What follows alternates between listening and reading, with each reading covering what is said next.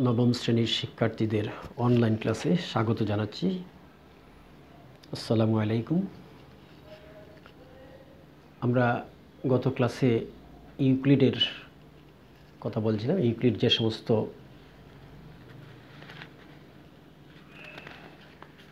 কথাবার্তা বলেছেন তল, রেখা, বিন্দু নিয়ে, তো আমরা বলছিলাম 113 পৃষ্ঠায় ইউক্লিডের স্বীকার্য আছে।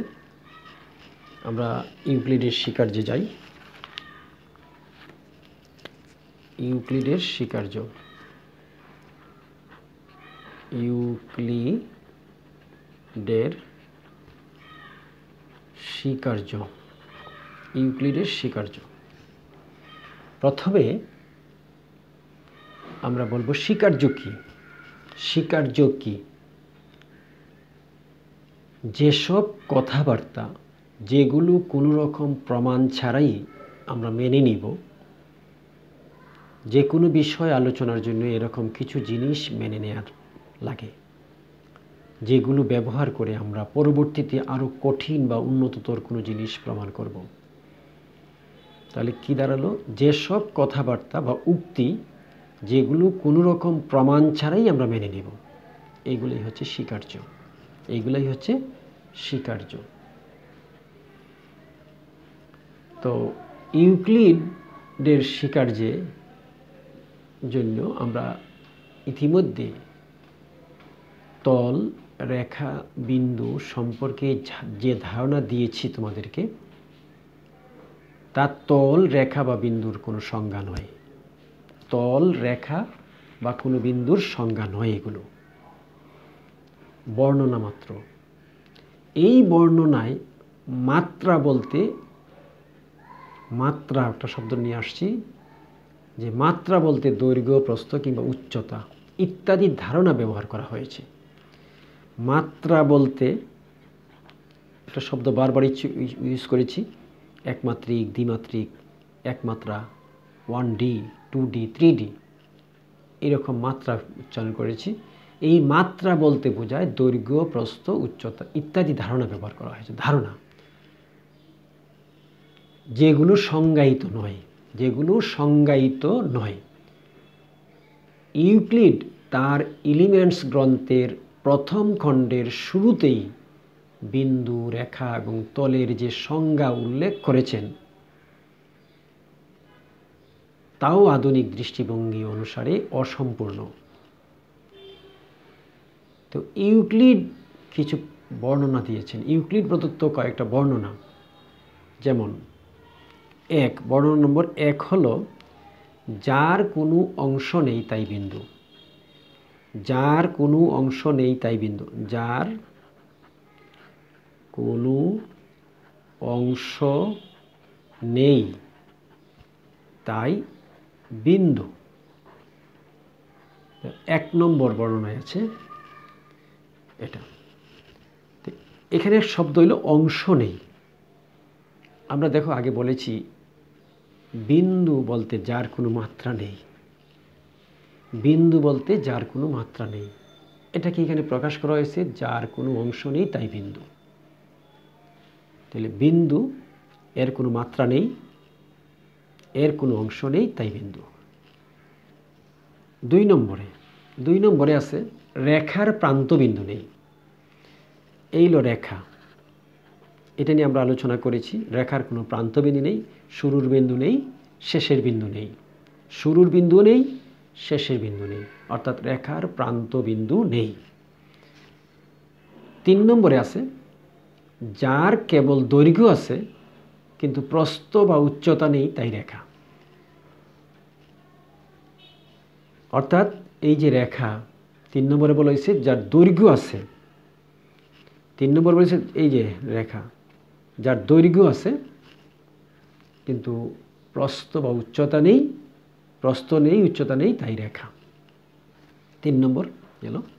এবার 4 নম্বর দেখো আছে যে রেখার উপরিস্থিত বিন্দুগুলো একই বরাবরে থাকে। যে রেখার উপরিস্থিত বিন্দুগুলো একই বরাবরে থাকে তাই সরল রেখা। অর্থাৎ বিন্দুগুলা যদি একই বরাবরে থাকে তাহলে তাই হবে সরল রেখা। অর্থাৎ একই বরাবরে থাকলে, অর্থাৎ যে রেখার উপস্থিত বিন্দুগুলো একই বরাবরে থাকে সেটা হলো সরলরেখা। আর একই বরাবরে যদি না থাকে তাহলে এটা কিন্তু সরলরেখা নয়। একই বরাবরে থাকে তাই সরলরেখা। 5 নম্বর আছে যার কেবল দৈর্ঘ্য আছে, প্রস্থ আছে তাই তল। অর্থাৎ তলের শুধু দৈর্ঘ্য আছে আর শুধু কি প্রস্থ আছে তাই তল। তলের দৈর্ঘ্য আছে, প্রস্থ আছে তাই তল। 6 নম্বরে হলো তলের প্রান্ত হলো রেখা। অর্থাৎ তলের এই যে তলটা আছে, তলের প্রান্ত হলো রেখা। তলের প্রান্ত হলো রেখা। 7 নম্বরে আছে যে তলের সরল রেখাগুলো তার উপর সমভাবে থাকে তাই সমতল। এখানে সমভাবে একটা শব্দ হয়েছে, সমভাবে। যে তলের সরল রেখাগুলো তার উপর সমভাবে থাকে, সমভাবে। অর্থাৎ যে তলের সরল রেখাগুলো তার উপর সমভাবে থাকে তাই সমতল। আমরা ধরো এই হলো প্রত্যেকটা সরল রেখা কিন্তু সমভাবে আছে। অর্থাৎ আমরা যদি এইভাবে আঁকি, প্রত্যেকটা সরল রেখা কিন্তু সরল রেখা কিন্তু সমভাবে আছে, এটা সমতল। আর যদি সমভাবে না থাকে তাহলে এই সমভাবে না, এটা কিন্তু সরল রেখা না। যে এখানে কথা বলা হয়েছে যে তলের সরল রেখাগুলো তার উপর সমভাবে, এটা হলো সমভাবে আছে তাই সমতল। এর প্রান্তগুলা, অর্থাৎ এই তলের প্রান্তগুলা সরল রেখা। তলের প্রান্তগুলো সরল রেখা। যে তলের সরল রেখাগুলো তার উপর সমভাবে থাকে, তার মানে তলের প্রান্তগুলো সরল রেখায় থাকে তাই সমতল। তো ইউক্লিড প্রদত্ত বর্ণনা আমরা দেখলাম। এখানে লক্ষ্য করে দেখো, এই বর্ণনায় অংশ একটা শব্দ আসছে, তারপরের পয়েন্টে আসছিল প্রস্থ, উচ্চতা, দৈর্ঘ্য। তাহলে দৈর্ঘ্য একটা শব্দ আসছে, প্রস্থ আসছে, আরেকটা শব্দ আসছে সমভাবে। 7 নম্বরে সমভাবে ইত্যাদি শব্দগুলো কিন্তু অসংজ্ঞায়িতভাবে গ্রহণ করা হয়েছে। ধরে নেওয়া হয়েছে এগুলো সম্পর্কে আমাদের প্রাথমিক ধারণা রয়েছে। ধরে নেওয়া হয়েছে এগুলো সম্পর্কে আমাদের প্রাথমিক ধারণা রয়েছে। এইসব ধারণার উপর ভিত্তি করে বিন্দু, সরলরেখা ও সমতলের ধারণা দেওয়া হয়েছে। বাস্তবিক পক্ষে যে কোনো গাণিতিক আলোচনায় এক বা একাধিক প্রাথমিক ধারণা স্বীকার করে নিতেই হয়। ইউক্লিড এগুলোকে স্বতঃসিদ্ধ বলে আখ্যায়িত করেছেন। স্বতঃসিদ্ধ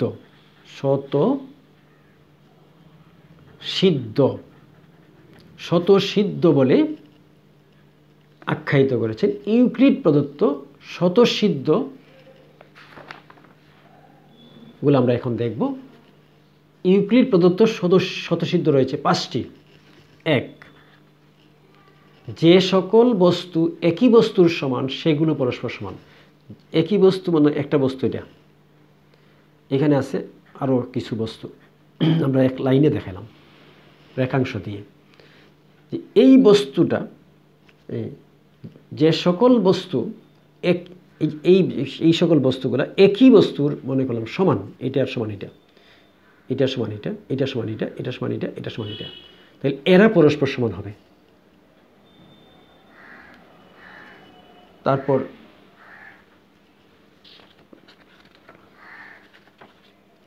পরেরটা বলছে সমান সমান বস্তুর সাথে সমান সমান বস্তু যোগ করলে যোগফল সমান। 2 নম্বরে বলেছে সমান সমান বস্তুর সাথে, এই সমান সমান বস্তুর সাথে সমান বস্তু যোগ করলে, সমান সমান বস্তুর সাথে সমান বস্তু যোগ করলে যোগফল, এর যোগফল যত হবে এর যোগফল তত হবে, এর যোগফল তত হবে, এর যোগফল তত হবে, এর যোগফল তত হবে। অর্থাৎ সমান সমান বস্তুর সাথে সমান সমান বস্তু যোগ করলে যোগফল সমান হবে।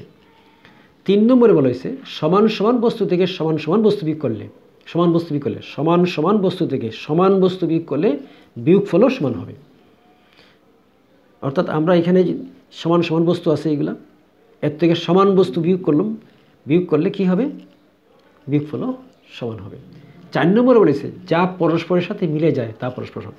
মানে একটা বস্তুর সাথে আরেকটা বস্তু যদি পরস্পরের সাথে মিলে যায় তা পরস্পর দুইটা কি হবে?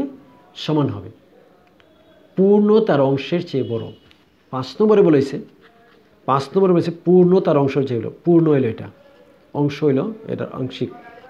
তে আংশিক অংশ পূর্ণরে আমি যদি 1 ধরি, অংশরে আমরা ধর 3/2, এটারে 3/2 অংশ যদি ধরি, তাহলে অবশ্যই একটা বড় 3/2 থেকে। তাহলে পূর্ণ তার অংশের চেয়ে বড়।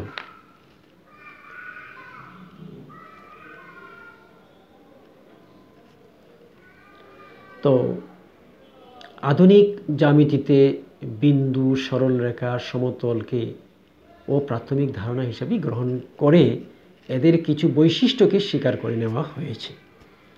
এই স্বীকৃত বৈশিষ্ট্যগুলোকেই জ্যামিতিক স্বীকার্য বলা হয়। বাস্তব ধারণার সঙ্গে সঙ্গতি রেখেই এই স্বীকার্যগুলো নির্ধারণ করা হয়েছে এবং ইউক্লিড প্রদত্ত স্বীকার্য রয়েছে মোট 5টি। আমরা ইউক্লিডের 5টি স্বীকার্য পরবর্তী ক্লাসে আলোচনা করব ইনশাআল্লাহ। ধন্যবাদ সকলকে।